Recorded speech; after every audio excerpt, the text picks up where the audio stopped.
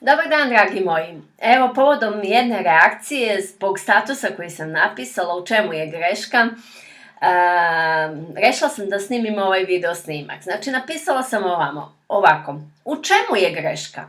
Umjesto što čovjek preozbiljno uzima život, a neozbiljno živi, mora neozbiljno da uzima život i živi ozbiljno.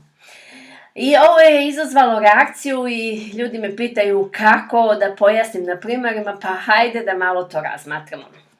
Vidite ovako, dok sam ja tu ozbiljnost gledala očima kao što svi ljudi gledaju, znači ozbiljnost koja je išla iz straha, znači strahovala sam za svoj život i onda ta preozbiljnost me je naterala da se bavim mislima o svom zdravlju na naopaki način, znači stalno sam brinula zbog informacija koje kruže kao opasnost, ja sam bila u tome. Znači, toliko sam bila zapravo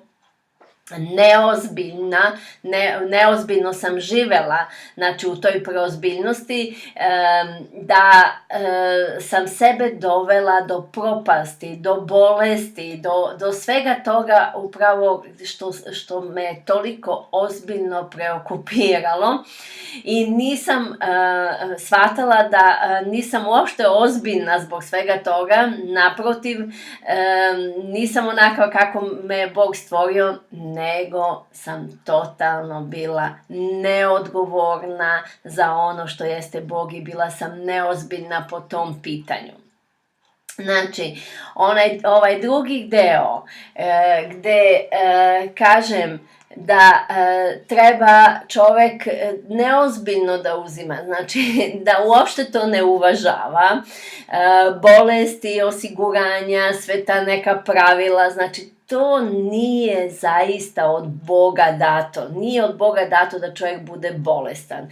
I da, znači, ozbiljno živite onako kako vam je Bog dao, da shvatite ozbiljnost Boga, znači da živite slobodno, da živite u miru, da ne budete deo onog prethodnog. Znači, to mora kod vas da se promeni. Onda ćete shvatiti koliko je život u stvari lep i onda ćete shvatiti da ste vi u stvari veoma ozbiljni. Jer je Bog veoma ozbiljan kad nas je stvorio, napravio, kako god. Znači, nije nikad imao nameru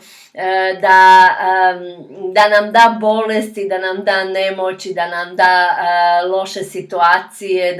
Znači, to je ono što ljudi ne razumeju, tu razliku. Ko je pročitao moju prvu, pa drugu, treću knjigu, znači, razume bolje šta ja pričam. Upravo kad ne razumete, niste pročitali moje knjige, ne poznajete me dovoljno, a ja upravo apelujem da krenete da ozbiljno živite, onako kako je Bog rekao. Pa evo, nek vam ovaj video snimak pomogne, pa potražite knjige, interesujte se više, uozbiljite se zaista neozbiljno, budite neozbiljni i uozbiljite svoj život, jer samo je to put koji će vas izvesti iz sve one preozbiljnosti koje vam nisu potrebne. To će ljudi morati da shvate pre ili kasnije. Eto, nadam se da vam je ovo pomoglo, pa do sljedećeg. Ćao!